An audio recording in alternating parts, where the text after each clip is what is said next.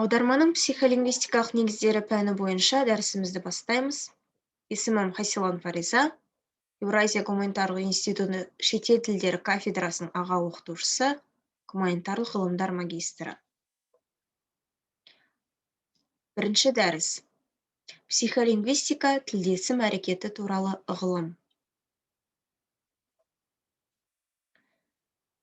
Дәрісіміздің жоспары: психолингвистика пәнінің қалыптасуы мен дамуы, психолингвистикалық анықтамалар мен ғалымдар, яғни психолингвистика ғылым саласында еңбек еткен ғалымдар, психолингвистиканың пайда болу себептері.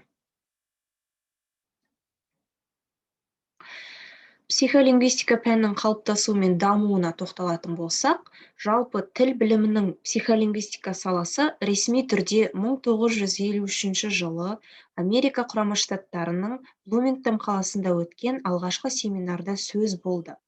Ол жерде тіл мен психология пәндерінің өзара түйісумен тоғысынан пайда болған ғылым саласы ретінде көрсетілді. Адамның ойлау және сол ойын жарыққа шығарудағы вербалды немесе бейвербалды әрекеттерді қолдануы, адамның индивидуалды психикасы, қабылдау, тану, сезіну қабілеттері ерекше ықпал жасайтынын алғашқыда Чарльз Озгуд, Джордж Миллер, Наоми Хомски, Бадуэн де Куртене, Леонтов сияқты ғалымдар аңғарып, психолингвистиканың негізгі зерттеу нысаны мен идеясын әдістемелік эксперименттік талдау тәсілдерінің негізін қалаған болатын. Кейін Сахарный, Тарасов, Залевская, Величковская сияқты ғалымдар адамның сөйлеу әрекетіне дейінгі болатын санадағы мидың қабылдау, түйсіну формалары мен жолдарын жаңа сатыда кеңінен айқындап берді. Психолингвистиканың ассоциативті бағытын ұстанушы Чарльз Озгуд коммуникация әрекетінің үлгілерін зерттеуді алға қояды. Ғалым ақпарат теориясының негізгі терминдері болып саналатын хабарды кодтау және кодтан ажырату әрекеттері коммуникация теориясының құрамды бөлігі деп есептеледі, және ол коммуниканттардың сөйлеу қатынасын талдауға септігін тигізеді. Ал адам арқылы жасалатын қарым-қатынас теориясы бұл жалпы қоғамдық ғылымдар жүйесіне ортақ мәселе деп тұжырымдайды. Келесі ғалым психолингвистиканың трансформациялық бағытын ұстанған Джордж Миллер тілдік құбылыстардағы, яғни сөйлеу әрекетіндегі психологиялық шынайы көріністі, үлгіні анықтауға тырысады. Кез келген бала кез келген тілді қатарынан еркін меңгеруге қабілетті, себебі оның туа бітті қалыптасуында сөйлеуге деген бейімділік болады деген тұжырымды ұсынады.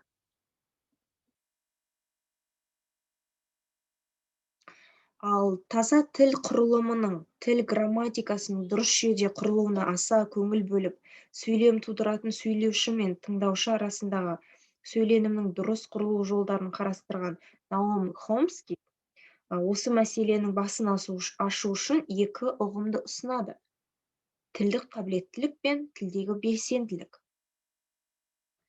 Тілдік қабілеттілік бұл адамның тілге қатысты білімінің әлеуеті деп түсінілсе, тілдегі белсенділік тілдік қабілеттің сөйлеу әрекетіне толық жүзеге асу процесі деп танылады. Хомскийдің теориясы бойынша тілдік қабілеттілік алдымен адам бойына жинақтала келе тілдегі белсенділікті айқындайды. Бұл құбылыс ешқашан керісінше болмайды дейді. Хейман Штейнталь осы бағыттың негізін салушы неміс ғалымы тілді жеке адаммен қатар этнос психологиясының көрінісі ретінде қарастырады. Оның пікірінше, тіл білімі кісінің жеке психологиясын ғана емес, халық психологиясына да сүйенуі қажет. Байқап отырсақ, шетел ғалымдарының психолингвистика саласын қалыптастыру кезеңінде тілдік, психологиялық, физиологиялық салаларды негіз еткені аңғарылады. Сонымен 1950 жылдары қалыптасқан психолингвистика пәнінің негізгі мақсаты қарым-қатынастың қалыптасу сызбасының үлгісін жасау болды. Бұл кезеңде қарым-қатынас жасаудың ішкі динамикасы зерттеудің басты арқауына айналды. Зерттеудің екі түрлі тәсілі жүзеге асырылды. Бірінші, адами қарым-қатынасқа тіл білімі арқылы зерттеу жүргізу тәсілі. Екінші, адами қарым-қатынасқа психология арқылы зерттеу жүргізу. Бірақ та психолингвистика сіздермен айттық, тіл мен лингвистика ғылымы саласында тоғысында пайда болған ғылым саласы деп. Сондықтан психолингвистика тілді психикалық құбылыс ретінде қарастыратынын, тіл білімінің саласы деген анықтама береміз. Психолингвистикалық көзқарас бойынша сөйлеуші мен тыңдаушының, жазушы мен оқушының ішкі жан дүниесі тілде өмір сүреді, яғни тіл арқылы көрініс табады. Осы себептен де біз психолингвистиканы жартылай лингвистика, жартылай психология деп қарастыра алмаймыз.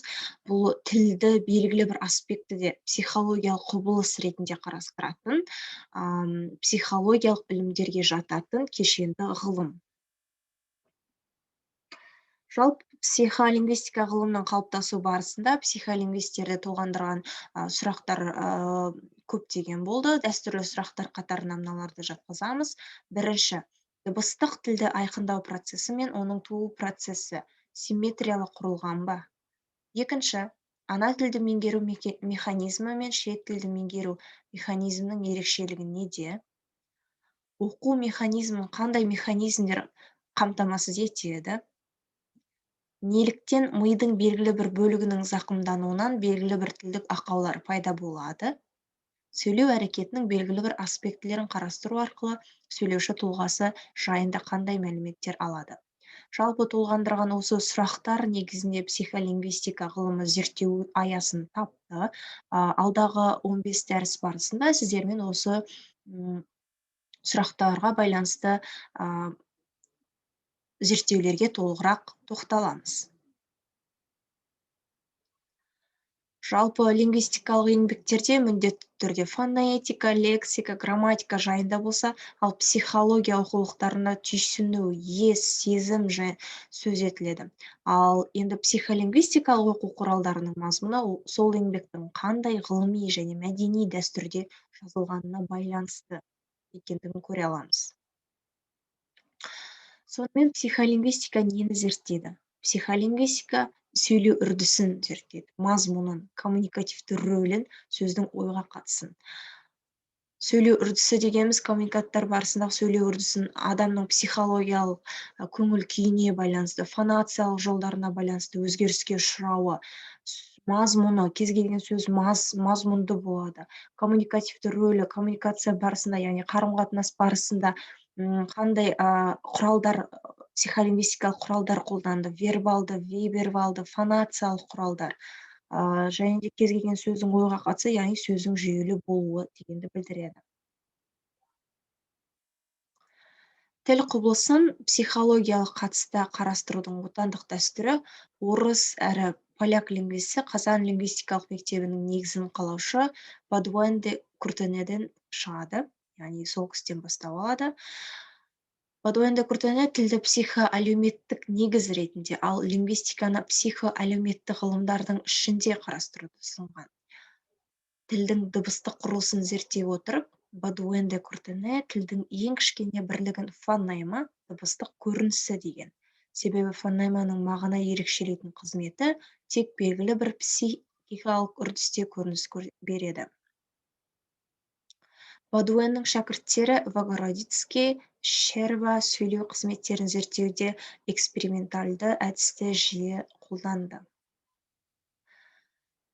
Щерба психолингвистика жайында айтпаған, бұл терминнің өзі отандық лингвистикада тек Леонтьевтің психолингвистика атты монографиясында бекітілген болатын. Дегенмен де Щербаның әйгілі тіл біліміндегі эксперименттегі тілдік құбылыстардың тілдің үштік аспектісі атты мақаласында жаңа психолингвистиканың басқа идеялар қамтылады. Бұл сөйлеу мен тыңдаудың нақты үрдістерін ерекше зерттеуге көңіл бөлу, сөйлеу тілін ерекше жүйе ретінде түсіну, болымсыз тілдік деректерді зерттеу және соңғысы Щербаның ерекше орын беретіні лингвистикалық эксперимент.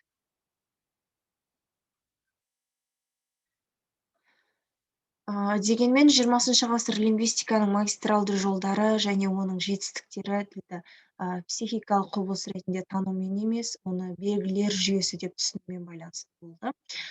Сондықтан психолингвистикалық ракурс және оны қамтитын көптеген зерттеу бағдарламалары лингвистиканың структуралық бағытымен салыстырғанда көп уақыт маргиналды орын алып келді десек те болады. Жалпы қазақ тіл біліміндегі психолингвистикалық бағыт көркем мәтіндегі ұлттық психологияның көрінісін айқындау, бала тілінің қалыптасуын анықтау, өзге тілді меңгерудегі психикалық қабілеттің ықпалын зерттеу, тілдік тұлғалардың шығармаларындағы ассоциативтік бейнелердің сезімдік қабылдау, ой қиялынан ету жолдарын қарастыру мәселелері төңірегінде жүргізілген болатын. Мәселен, Гиздатов, Аяпова, Тоқабаева, Елемесова сияқты отандық ғалымдарда ғылыми еңбектерінде қазақ психолингвистикалық зерттеулерінің өзекті нышанын байқай аламыз. Гиздатов адамның психикалық қабылдау қабілеттерінің ұғым тудыруда, затқа атау беруде атқаратын қызметін, яғни тіл болып жарыққа шыққанға дейін санада ұғым құрылымының сезім мүшелері арқылы ұйымдасу деңгейін зерттейді. Ал келесі ғалым Елемесова Ғабит Мүсірепов шығармаларындағы ұлттық психологиялық күйдің көркем мәтінде берілу жолдарын талдаған болатын. Сондай-ақ қазақ психологтары да тілде көрініс табатын психикалық белгілерді зерттеуге атсалысып, тіл мен психология сабақтастығынан туындайтын аспектілерді сөйленім құрылымынан зерттеудің оңтайлы жолдарын анықтауға тырысты. Психолингвистикалық бағыт көмегімен адамның белгілі бір ұғымды қалай қабылдайтынын, сол ұғымды танытуда санадағы ақпараттарын қалай қолданатынын анықтауға болады. Адам сыртқы дүниені, сырттан қабылданған дүниені өзінің ассоциативтік қабылдау қабілеттері арқылы таныта алады және автоматты түрде жиі қайталаудан дағдылы түсінікке айналған стереотиптер арқылы білдіре алады. Психолингвистика ғылымның негізгі ұғымдары мен бірліктеріне мыналар жатады. Ассоциациялық бірліктер, гештальт құрылымдар, психикалық қабілеттерден туындаған бейнелі бірліктер және де тағы да басқалар. Қазақ тіл біліміндегі психолингвистикалық зерттеулер негізінен қазақтың ұлттық мінез құлқы мен ұлттық менталитеті ерекше байқалатын тілдік релеванттарды зерттеу нысаны етіп алынып, психолингвистиканың негізгі бірліктері ретінде қарастырылды.